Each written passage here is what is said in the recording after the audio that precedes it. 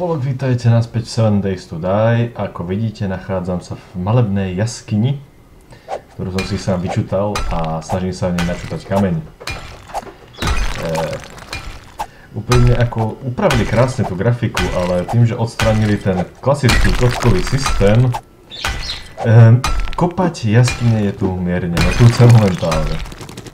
Pozrime sa, koľko som si toho šutra naťažil. Špina 19, no nič moc. Natežíme sa ešte pár, no.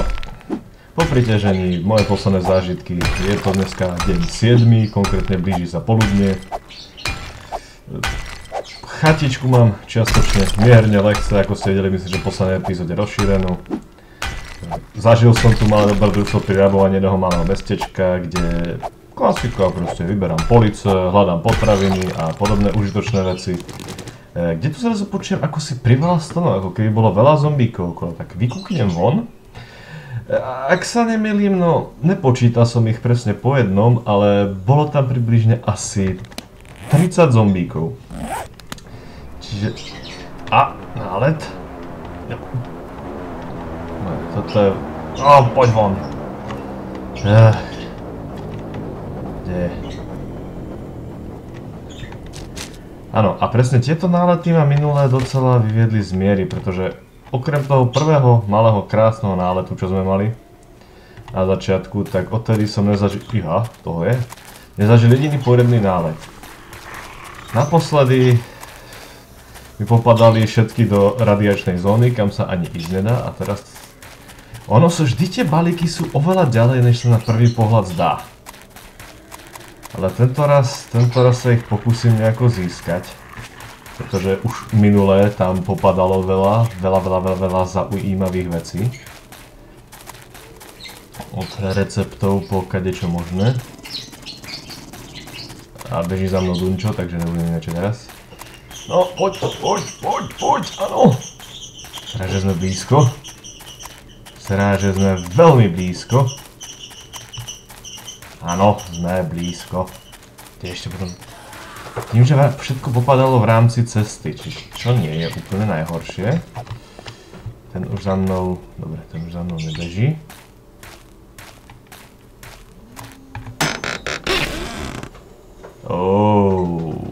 Veľmi veľa dobrých vecí. A sakra.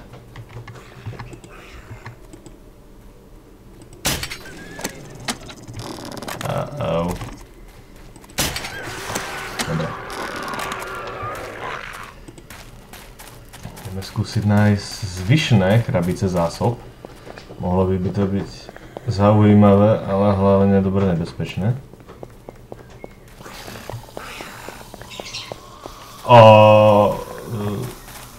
To není ono. Som si myslel, že to padlo na strechu toho domu, ale toto je už nejako moc ďaleko. Ešte to padlo, ešte to padlo niekam?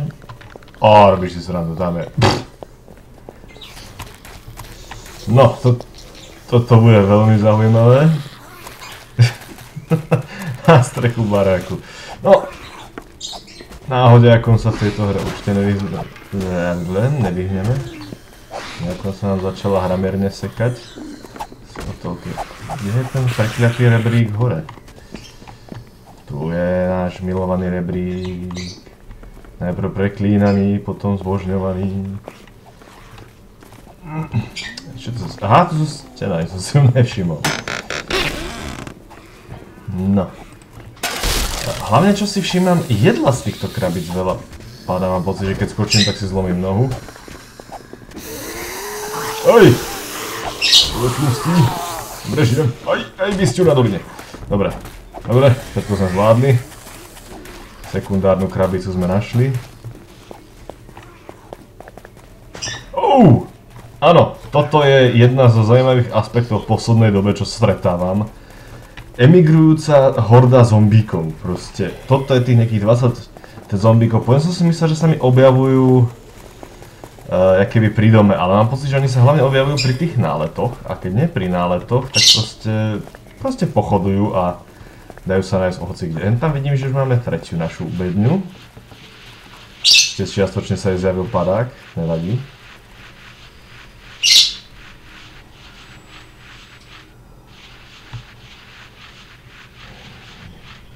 No a vidím, padla hneď vedľa jednej veci, čo som si uvedomil.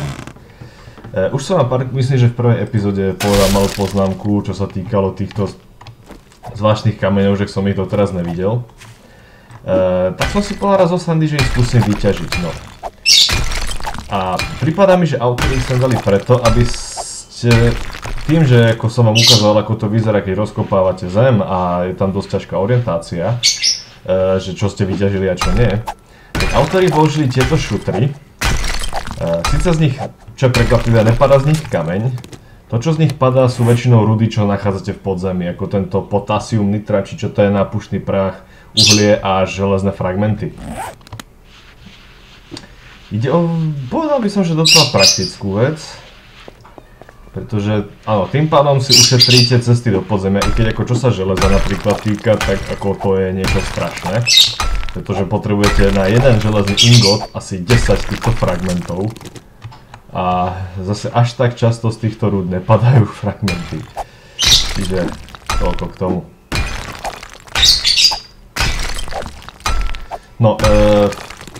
No, videli ste ma, že som sa pokúšal ťažiť kameň. Na čom je kameň? No, kameň mi je na hlavné vec, pretože je to dôležitá súčasť pri výrobe betónových blokov a betónové bloky sú tie najtužšie v hre. Chcem ich totiž urobiť si čo najviac materiálu, než sa presťahujem. Stále bývam v chajdičke, tuto ako vidíte na mape, budka je môj spawn point a plánujem sa presťahovať niekde sem. Nie je to nejako ďaleko, ale je to lesný bióm. Je tam zem, čiže tam budem môcť si postaviť farmu, je to hneď vedľa vody. A je to takisto hneď vedľa toho Diersville, čo je asi momentálne z najväčších kedysi osídlených oblastí. Takže pravdepodobne tam bude veľa zásob. Tak, už ma zase zbadali. Ježiš, nepes. Nemám rád psy. Prinášajú infekcie a sú sakra rýchli aj cez deň. A ja som sa netrafil. No. Vymen tú zbraň. Poď sem. Sakra, krvácam, mám bandáže. Fuj. Fujha.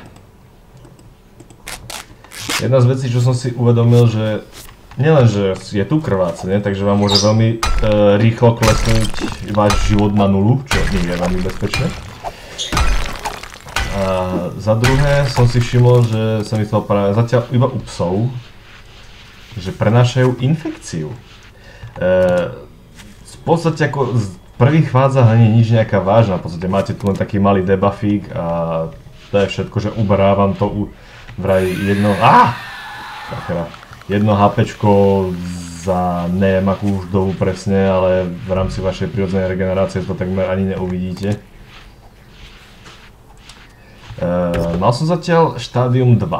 Vyššie som sa nedostal a neviem, čo sa stane, že či to je seriózne, že víróza, ktorou sa akože nakazili, ktorá spôsobuje nemrtvosť, že keď umriete, či sa stanete so zombíkom. Úplne neskúšal som to.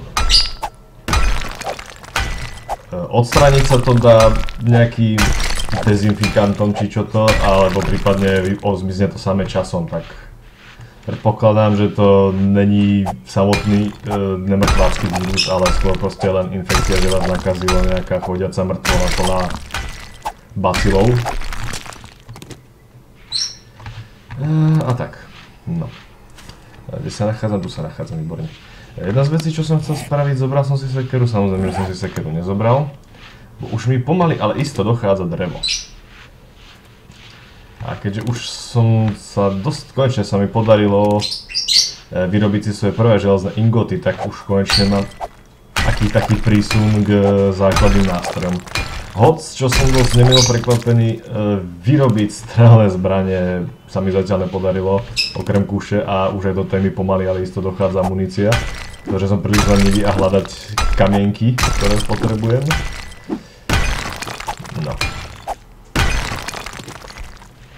Je to inak sranda, že ako po celom svete sa nachádza asi 1 000 000 týchto veľkých balvanov plných železa, uhlia a materiál na puchný prach. No, ako... Hovorím, môžete to musieť dať iba v rámci toho, že chceli ušetriť hráčom po úprave terénu námahu s hľadaním potrebných materiálov a ja umieram od hladu. Kde mám? Tu mám nejaké konzervy.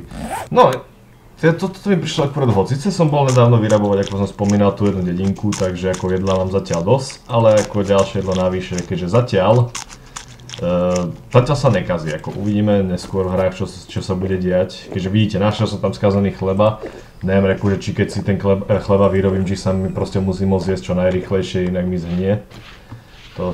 Zatiaľ som chleba ešte nevyrábal, takže neviem vám to povedať s 100% istotou.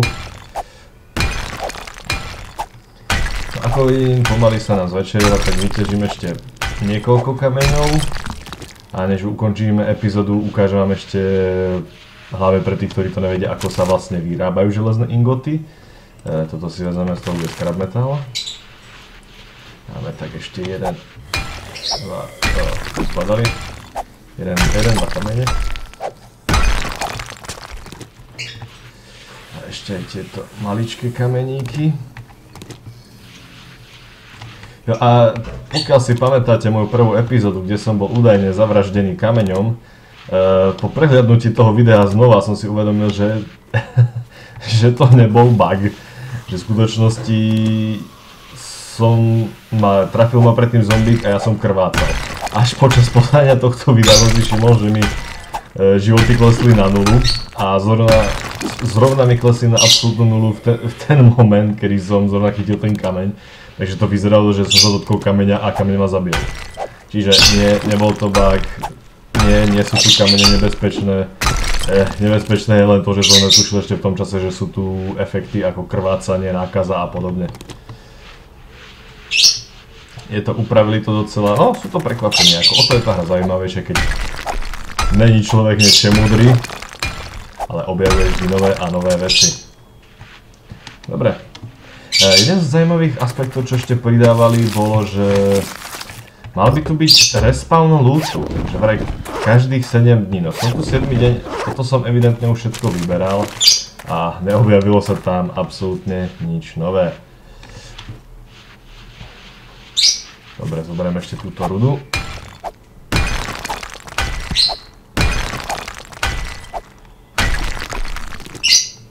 Jo, a tiež sú tu, samozrejme sú tu takéto rastliny, na púšti sú nejaké zelené a hnedé, tieto hnedé, neviem presne na čo sú, ale toto konkrétne je aloe, sa to volá.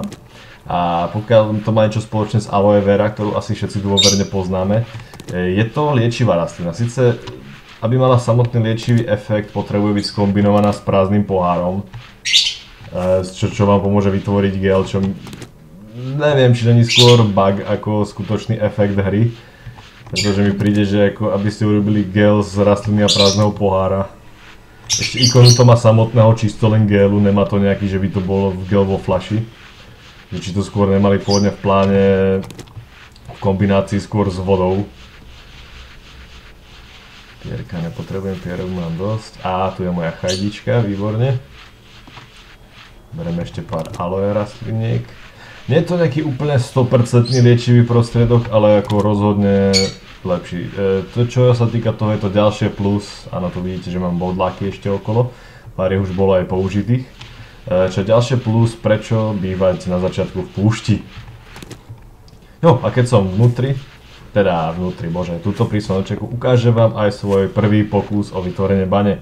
Čo je síce jeden zase z vecí, ktorí hrajú proti tomu, aby ste začínali v púšti, pretože pokiaľ chcete si urobiť v púšti baňu, nielen, že to bolo tak komplikované s tým terénom a tak, ale